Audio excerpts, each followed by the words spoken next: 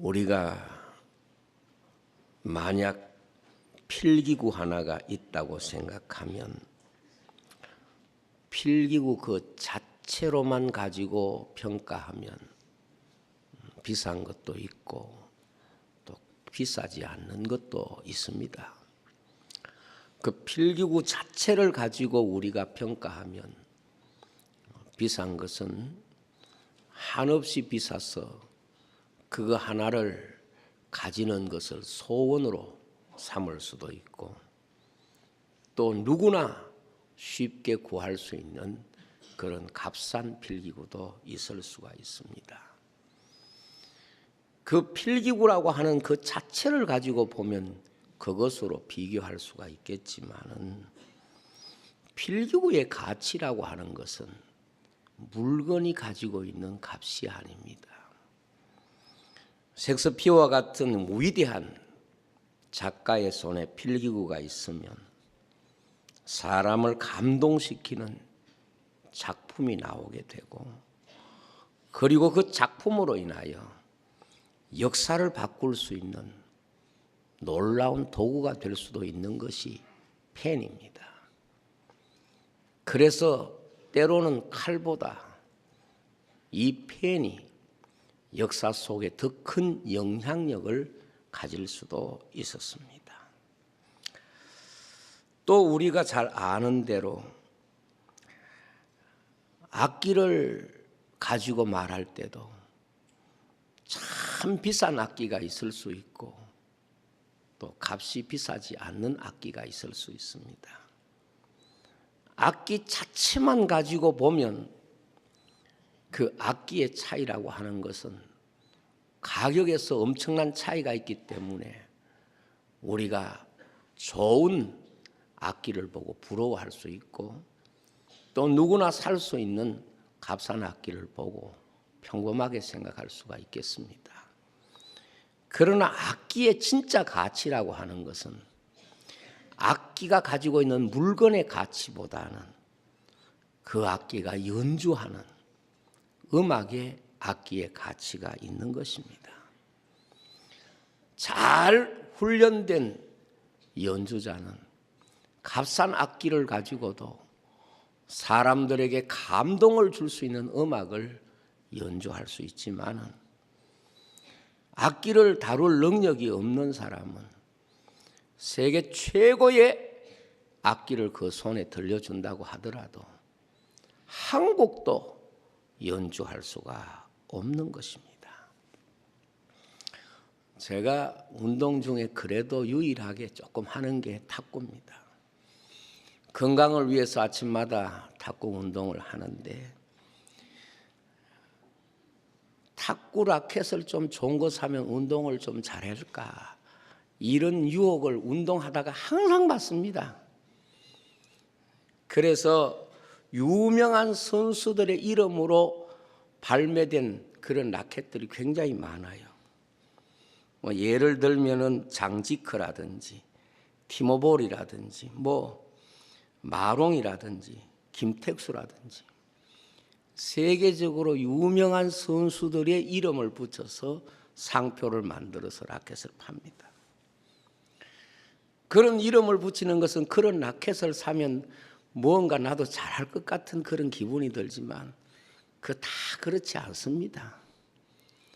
저도 라켓을 사면 좀 잘해볼까 해가지고 8자루나 지금 소유를 하고 있습니다.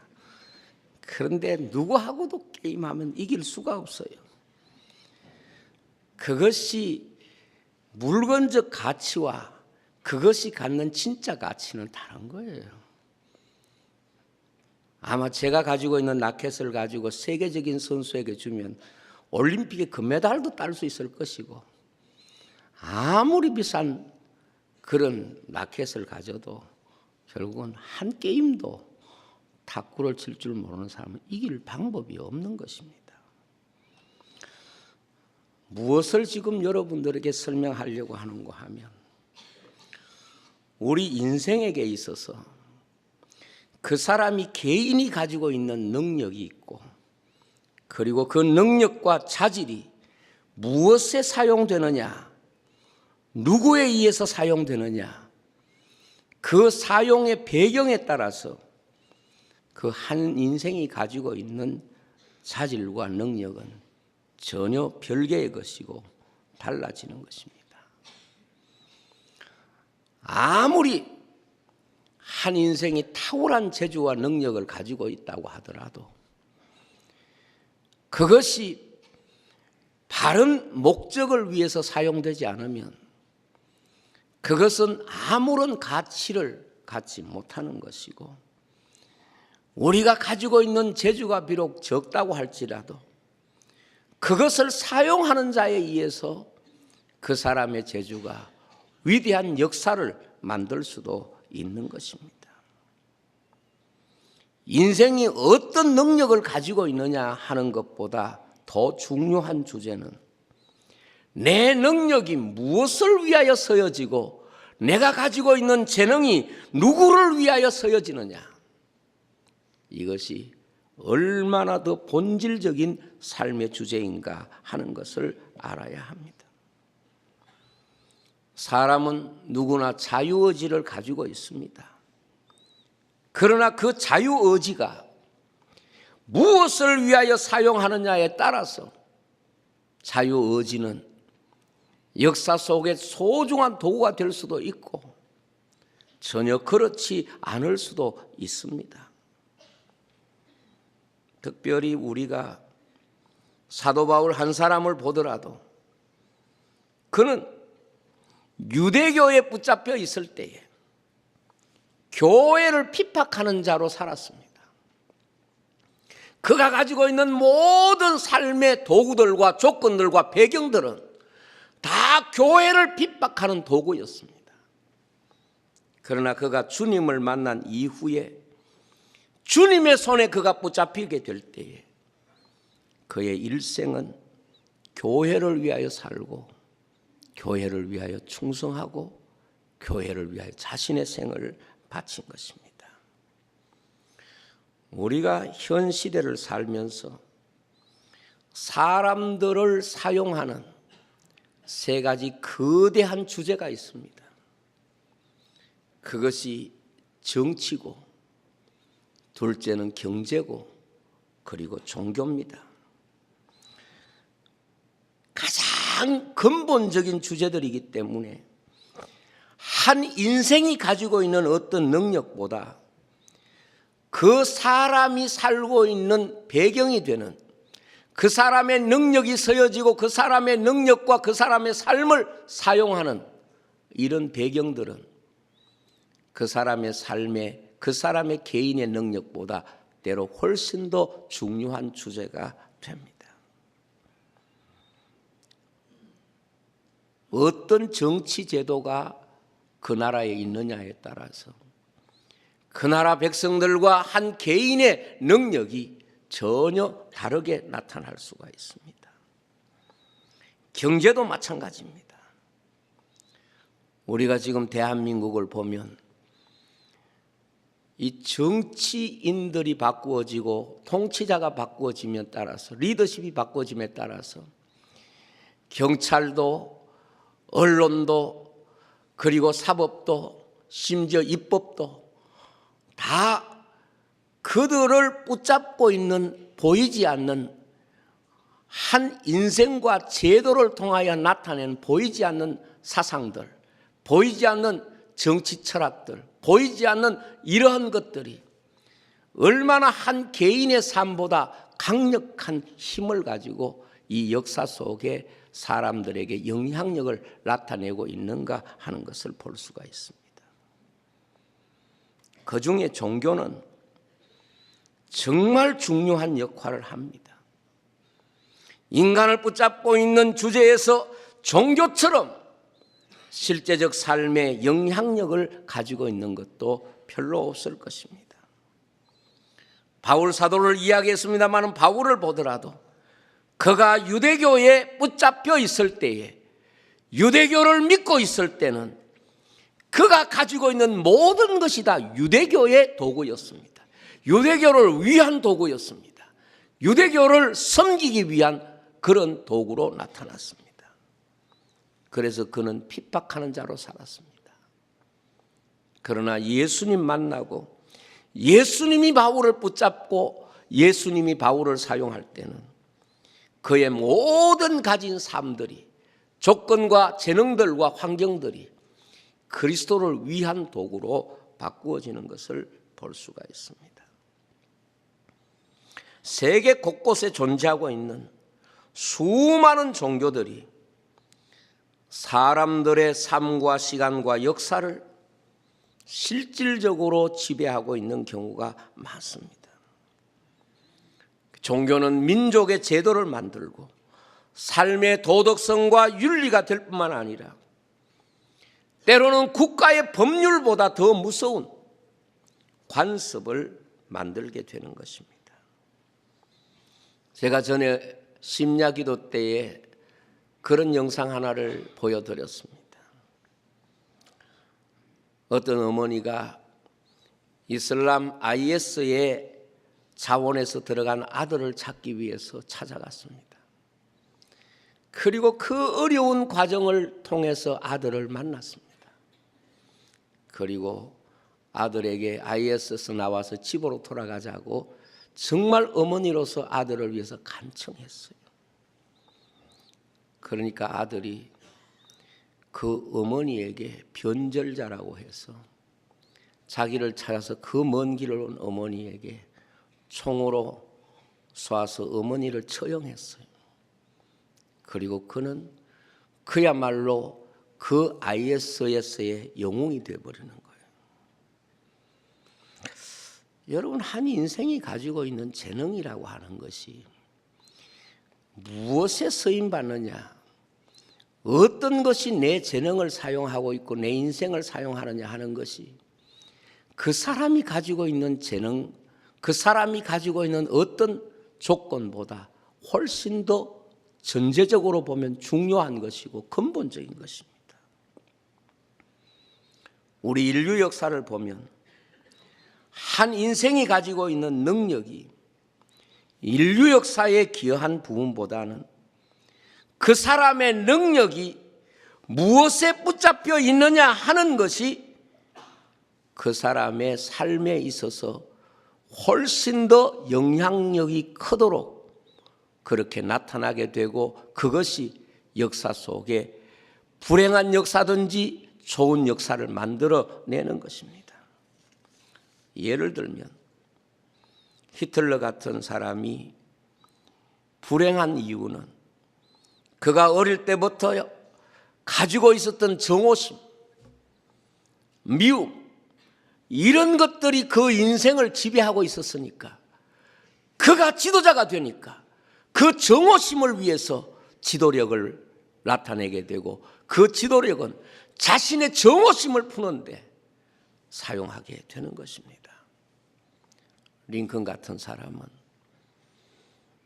그 자신이 어머니에게 받았던 그 믿음, 그 어머니로부터 받았던 그 믿음의 소중함이 그가 대통령이 되었을 때에 이 땅에 수많은 고난받고 어려움 당했던 당시의 노예들을 해방시키는데 자기가 가지고 있던 지위와 모든 것들이 사용되었던 것을 우리가 볼 수가 있습니다. 상처에 붙잡혀 사는 인생은 자기가 가지고 있는 많은 것들이 상처를 드러내는 도구가 될 수가 있고, 그 마음속에 사랑과 믿음을 가지고 사는 사람에게는 자신이 가지고 있는 많은 것들이 믿음과 사랑의 도구가 될 수 있는 것입니다. 오늘 우리는 내가 어떤 지위에 있느냐, 내가 어떤 재능을 가지고 있느냐, 내가 어떤 환경을 가지고 있느냐 하는 것보다 더 중요한 것은 내 인생을 붙잡고 있는 것이 무엇일까? 내 인생을 지배하고 있는 것이 무엇일까? 내가 무엇에 붙잡혀 누구에게 쓰임받고 있느냐? 이 문제가 훨씬 더 근본적인 것이고 우리 삶의 본질의 문제라는 것을 기억해야 합니다. 조금 전에도 말씀했지만 이 대한민국이 모든 부분에서 지금 성경적이지 않는 많은 영향력들이 행세하고 있습니다. 그러다 보니까 여러 가지 부분에서 우리가 우려하고 영적인 어둠이 될 만한 이런 요소들이 등장하고 있습니다.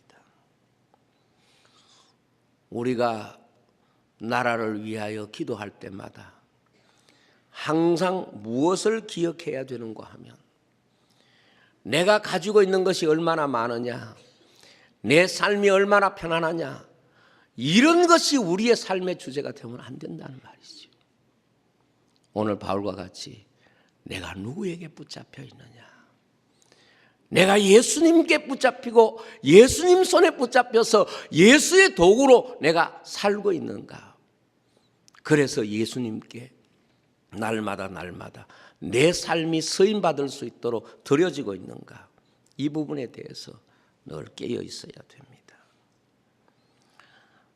기독교 역사에서 사울이라고 하는 사람은 초기 기독교인들을 괴멸시키기 위해서 선두에 섰던 사람입니다. 그의 인생을 사용하고 지배하고 있었던 것은 바로 유대주의입니다. 그가 그렇게 유대주의의 도구가 되어서 교회를 핍박했던 그가 죽이려고 하고 핍박하려고 했던 그 교회를 위하여 일생을 살고 마지막은 그 주님의 교회를 위하여 자신의 생명을 바치는 사람이 된 것은 그가 과거보다 다른 사람, 다른 조건, 그런 것을 말하는 것이 아니라 무엇이 그가 가지고 있는 것을 사용하고 있느냐, 무엇이 그의 인생을 사용하고 무엇이 어떤 가치관이 그 인생의 삶의 주제가 되어 있느냐 하는 것이 그 사람의 삶으로 나타나는 것입니다. 여러분, 하나님이 한 인생을 바꾸시는 것은 그의 능력을 키우시는 것보다는 그가 영향을 받고 있는 영적인 배경을 바꾸시는 것입니다. 예수님께서 바울을 쓰시기 위해서 그가 가지고 있는 능력을 배가시키거나 그가 가지고 있는 배경을 새롭게 준 것이 아니라 그가 가지고 있었던 자신의 인생을 지배하고 있던 배경을 바꾸시는 것이 하나님이 한 인생을 부르시고 쓰시는 가장 중요한 주제라는 것을 오늘 말씀을 통해서 보여주시는 것입니다. 예수님의 제자 가운데 배경이 가장 좋은 사람, 출신이 가장 좋은 사람이 누군가 하면 바로 가룟 유다입니다. 그러나 그는 갈릴리의 다른 제자들과 다르게 그야말로 출신이 좋은 사람이었지만, 그리고 제자 중에 돈을 맡은 중한 책임자였지만 그의 배후가 누군가 하면 마귀니라 그랬습니다. 그렇기 때문에 주님은 가룟 유다에 대해서 말씀하실 때 저가 차라리 나지 아니했으면 좋을 뻔했다, 이렇게 말씀을 하는 것입니다.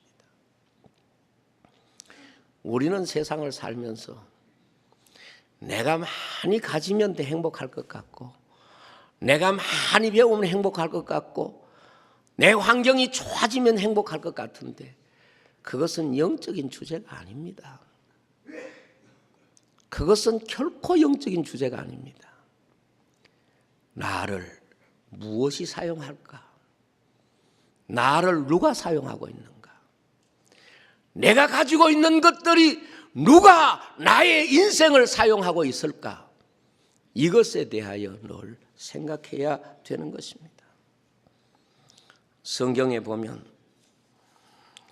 우리의 삶에 대한 수많은 주제들을 이야기할 때에 한 인생의 삶의 가치라고 하는 것은 그가 어떤 것을 가졌든 그것이 자기 자신의 욕심에 의해서 사용되고 세상 사랑과 육체의 욕망의 도구가 될 때는 예수님 말씀처럼 썩은 것이 되는 것입니다.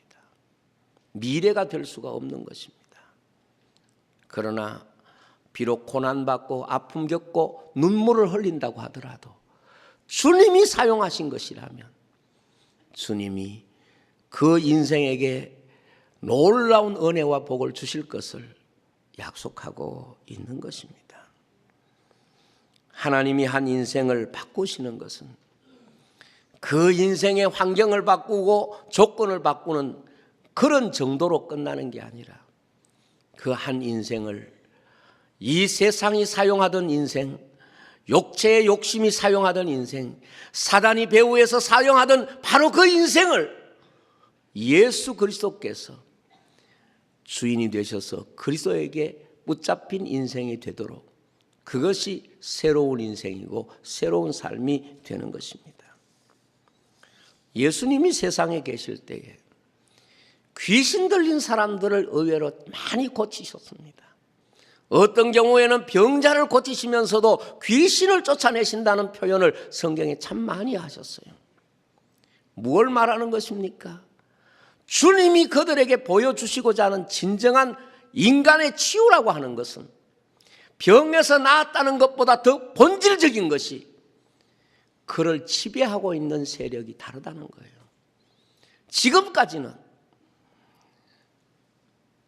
귀신이 그들을 지배했고 지금까지는 어두움이 그 삶을 도구로 사용해서 그들의 삶을 지배했지만 예수 만나는 그 순간 그들의 삶을 지배하고 주대하는 것은 그 귀신의 역사가 끝나고 그 귀신의 영향력은 끝나고 예수 그리스도가 그 자신의 주가 되고 주가 되었다는 것은 예수님이 그들의 삶의 진정한 주제가 되고 영향력이 되었다는 것을 말하는 것입니다.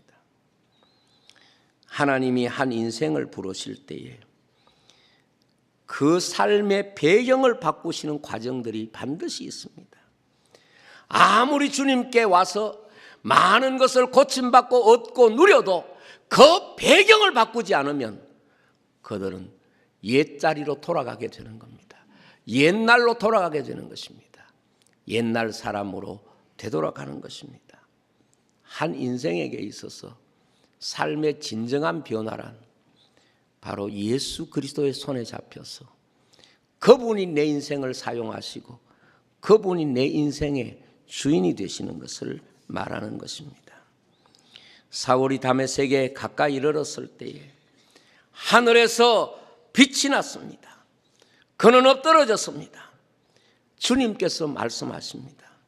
사울아 사울아 내가 왜 나를 핍박하느냐? 음성이 들립니다. 이때 사울이 말합니다. 주여 누구이십니까? 그때 주님이 말씀합니다. 나는 내가 핍박하는 예수다. 그리고 나서 일어나 성 안으로 들어가라. 내가 해야 할 일을 알려줄 사람이 있을 것이다 하는 음성을 듣습니다.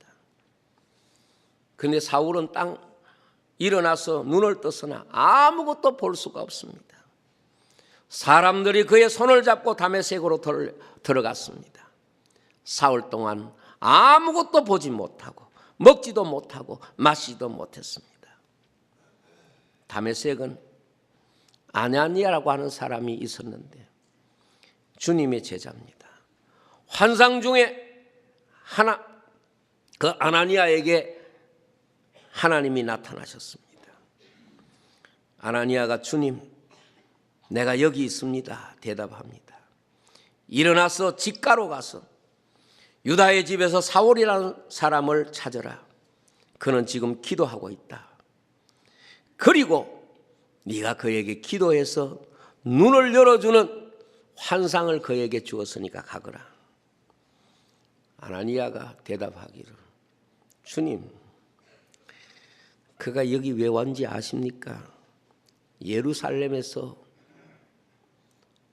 스데반도 죽이고 사람들을 많이 가두고 죽이면서 이제는 대제사장의 공문을 받아가지고 이곳까지 미쳤습니다. 그가 그렇게 하는 것은 틀림없이 예수 믿는 사람을 잡아서 죽이려고 하는 나름대로 장꾀일 것입니다. 나는 못 갑니다. 그때 주님이 아나니아에게 이렇게 말합니다. 아니다. 그는 앞으로 내 이름을 위해서 이방 사람들과 왕들과 이스라엘 자손 앞에서 살게 될 것이고 그가 내가 택한 그릇이다. 내 이름을 위하여 얼마나 많은 고난을 받아야 할 것을 내가 그에게 보여주려고 한다 그랬습니다. 아나니아에게 한 이 주님의 말씀은 굉장히 심오합니다. 왜냐하면 지금까지는 사울이라고 하는 인생을 다른 세력이 사용했지만 앞으로 그는 내 그릇이다. 내가 쓰겠다. 그리고 내가 쓰기 때문에 너는 그에게 가서 기도해주고 눈을 열어주도록 해라. 그래서 아나니아 그에게 가서 그렇게 순종했을 때 사울의 눈이 열려지고 놀라운 변화가 그에게 나타난 것입니다. 유대교가 지금까지 자신이 믿고 있었던 종교에 대한 충실한 그런 도구로 살았던 그가 이제는 예수 만난 이후에 예수님이 쓰시는 그릇이 된 것이고 그의 표현대로 주의 손에 붙잡힌 자 되어서 사는 인생이 된 것입니다. 여러분, 우리가 예수 만났다는 게 뭘까요? 예수님 믿는다는 게 뭘까요? 우리가 예수님 만나고 예수님 믿는다는 것은 바로 이런 것입니다. 지금까지 내가 붙잡혀 살았던 육신에 속한 것, 옛 성품에 속한 것들이 온전히 주님께 붙잡혀서 주님의 도구가 되고 주님이 원하시는 일에 내가 가지고 있던 것들이 주님에 의해서 서여지는 것을 말하는 것입니다. 오늘 세상은 예수님 만나기 전에 사울과 같은 생각을 사울만 가지고 있는 것이 아니라 똑같이 가지고 있습니다. 그들은 주님을 만나기 전에는 사울처럼 세상은 다 이렇게 생각합니다. 교회란 사람들이 만들어낸 집단에 불과하고 예수란 사람들이 그렇게 만들어낸 가공인물로 그렇게 생각하는 것입니다. 그러나 그가 다메섹에서 부활하신 예수님을 만남으로써 그때까지 자기가 가지고 있었던 자기가 살아왔던 모든 배경들을 다 내려놓고 오직 자신을 예수 그리스도께 드려서 그리스도가 자신의 삶을 주장하도록 하신 것, 이게 바로 바울의 회심인 것입니다. 그 바울을 두고 주님께서 저는 내가 택한 그릇이다. 그리고 이방인들에게 내가 보내는 사람이고 내가 사용할 인물이니까 가거라, 그런 말씀입니다.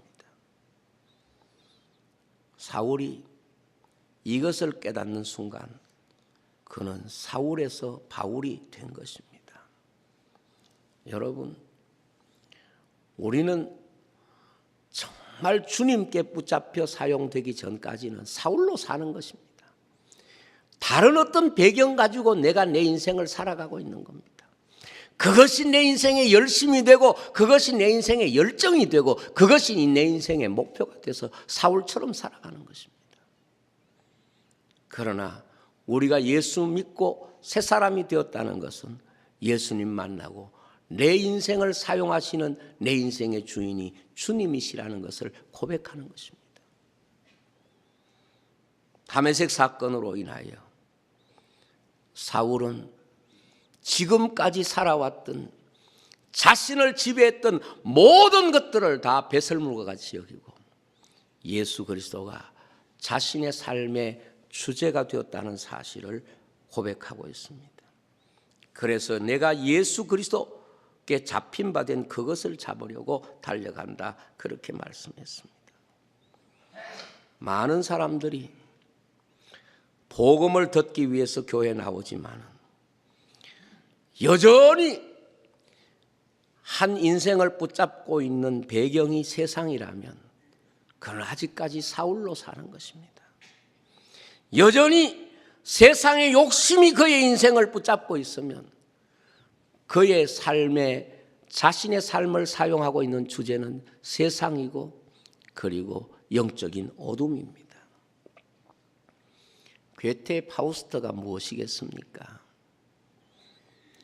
자기 욕심대로 살 수 있도록 악마에게 다 내 욕망을 이룰 수 있도록 해주면 내가 내 영혼을 너에게 주겠다. 이게 파우스트가 악마와의 거래잖아요. 가만히 생각해 보면 얼마나 섬찟하고 무섭습니까? 왜냐하면 사람이 자기 욕심을 위해서 산다는 것은 내 생명에 대한 주도권을 악마에게 준 것과 같습니다. 내 욕심대로 마음껏 살겠다고 하는 것은 내 미래와 내 인생에 대한 주도권을, 핸들을 악마에게 준 것과 같다는 것. 이게 파우스트예요. 오늘 우리가 이 세상에 살면서 진정으로 우리가 잘났든 못났든 훌륭하든 그렇지 못하든 위대한 믿음의 사람들은 내 자신의 삶을 주님이 쓰시도록, 주님이 내 주인 되시도록, 주님이 내 인생을 쓰시도록 주님 앞에 드리는 것. 이것이 헌신이고 이것이 신앙이고 이것이 바로 우리가 말하는 구원의 믿음이 될 줄로 믿습니다. 그래서 예수님이 세상에 계실 때에 많은 귀신들을 쫓아내신 이야기는 무엇을 말합니까? 예수 앞에 가면 주인이 바뀌어진다는 거예요. 지금까지 내 인생의 주인은 귀신이었지만 예수님 만나는 순간 귀신이 쫓겨갔다는 것은 주인이 바꿔지는 것을 말합니다. 사람들은 다 자유자처럼 사는 것 같지만 그렇지 않습니다. 이 세상 모든 사람들은 다 자유자처럼 살지만 영적으로 보면 그 영적인 삶의 배후가 분명히 존재하는 것입니다. 때문에 오늘 우리가 주님께 잡힌 바 되면 어떤 영적인 은혜와 축복이 있는가 하면 다른 것이 우리에게 지배력을 행사할 수 없습니다. 그러나 우리가 다른 것을 아무리 가져도 그것 가지고 그 지배력을 이길 수가 없고 극복할 수가 없습니다. 그걸 보여준 게 뭔가 하면 사울 임금입니다. 한 나라 임금이잖아요. 권력을 가지고 있고 군사력을 가지고 있고 이 세상의 모든 생명을 자기가 책임질 만한 그런 지위에 있지만 여전히 그의 마음에는 사단이 그를 도구로 사용하는 거예요. 사단이 그의 마음에 들어오고 악신이 그의 마음에 들어오면 어쩔 수 없이 고통당하는 거예요. 다윗이 가서 수금을 타면 악신이 물러가고 성령이 그의 마음속에 올 때 그의 마음에 평안을 누리는 것입니다. 그에게 뭐가 부족합니까? 이 세상 것은 어떤 것을 가지고도 우리의 진정한 영적인 소유를 지킬 수가 없다는 것을 가르치고 있는 줄로 믿습니다. 하나님께서 우리 모두에게 예수께 붙잡힌 바 된 사람이 되어서 세상의 제왕의 힘으로도 지킬 수 없는 우리를 예수님 손에 붙잡히면 성령이 그의 마음속에 오시면 악신은 물러가고 나를 지배했던 세력은 물러가고 예수 그리스도가 내 인생의 주인이 되시는 줄로 믿습니다. 어떤 목사님이 설교하면서 성도들에게 너무도 간절하게 이렇게 말씀하시는 것을 들으면서 저도 그 목사님의 설교를 들으면서 너무 큰 은혜가 되고 같은 소원을 가졌습니다. 그것이 뭔가 하면 자기가 가지고 있는 모든 재능, 심지어 자기의 연약한 부분까지 다 주님이 쓰셨으면 좋겠습니다. 그겁니다. 자기의 연약한 부분까지 전부 다 주님이 쓰셨으면 좋겠습니다. 왜? 주님이 쓰셔야 다른 것들이 설 수가 없기 때문에, 다른 것들이 그 속에서 지배력을 가질 수 없기 때문에 그런 거예요. 그렇습니다. 여러분, 주님이 있어서야 이 세상 것들이 그것을 지배하지 못합니다. 그래서 주님은 이 세상에 오셔서 주의 이름으로 한 것은 냉수한 그릇이라도 상급을 절대로 잃지 않는다는 것은 그 누구도 그것을 뺏어갈 수가 없는 거예요. 누가 그리스도의 사랑에서 우리를 뺏어갈 수 있습니까? 사망도 어떤 것도 그리스도 예수 안에 있는 사람들을 정죄할 수 없고 빼앗아갈 수 없다. 이것이 바로 성경이 우리에게 약속하고 있는 가장 귀한 약속인 줄로 믿습니다. 예수 믿는 사람들이 가장 중히 여겨야 될 것은 내가 무엇을 가졌느냐, 어떤 재능을 가졌느냐, 어떤 소유를 가졌느냐보다 내 인생을 누가 사용하시느냐, 이것에 늘 기도하면서 내 인생을 주님이 사용해 주시도록 이렇게 바울처럼 기도해야 할 줄로 믿습니다. 그럴 때에 우리 인생을 주님이 사용하시면 가장 약한지라도 그날의 다윗 같은 은혜와 복을 누리게 될 줄로 믿습니다. 저는 우리 교회 성도들이 교회 나올 때마다 내가 여기 사오니, 내가 주의 종이오니, 내가 주의 백성이니, 내가 주의 거룩한 나라의 백성이니 주님이 내 인생과 내가 가지고 있는 재능과 내가 가지고 있는 모든 것을 사용해 주시옵소서. 그런 기도를 꼭 드렸으면 합니다. 사울이 아무리 제왕이 되고 세상 모든 사람이 부러워하는 자리에 있어도 주님이 그를 사용하시지 않으니까 악신이 그의 인생을 지배하고 그를 주장하고 그가 가지고 있는 모든 것들이 악한 도구로 바꿔지는 것을 우리가 볼 수 있습니다. 오늘 우리가 대한민국이 잘 산다, 성공했다, 또 이런 나라 없다, 이런 말들을 지금까지 많이 해왔습니다. 그러나 잘못된 사상이 들어오면 이 좋은 대한민국도 얼마든지 악한 도구가 될 수 있습니다. 우리가 가지고 있는 어떤 것도 다 악의 도구가 될 수 있고 우리가 가지고 있는 어떤 문화도 전부 악한 도구가 될 수가 있습니다. 저는 한국에 있는 교회들만이라도 예수의 손에 붙잡혀서 주님께 붙잡힌 삶을 살아갈 수 있다면 하나님께서 그 백성을 지키시고 그 은혜를 통해서 이 땅을 치유하고 회복하시는 은혜와 복을 주실 줄로 믿습니다. 비록 세상이 소돔 같다고 할지라도 의인 10명 있으면 내가 그들을 위해서 이 성을 살 것이고 예루살렘 거리를 왕래해보라. 하나님을 정말 두려워하는 사람, 하나님 앞에 자기 인생을 맡긴 사람, 그런 사람을 하나 만나면 내가 그로 인하여 이 성을 용서하겠다는 말씀을 주신 것도 그런 뜻인 줄로 믿습니다. 저는 많은 경우에 주의 이름을 부르면서 여전히 세상이 그 인생의 주도권을 행사하는 것은 결코 구원의 백성의 삶이 아니라고 믿습니다. 이스라엘 백성이 애굽에서 나왔습니다.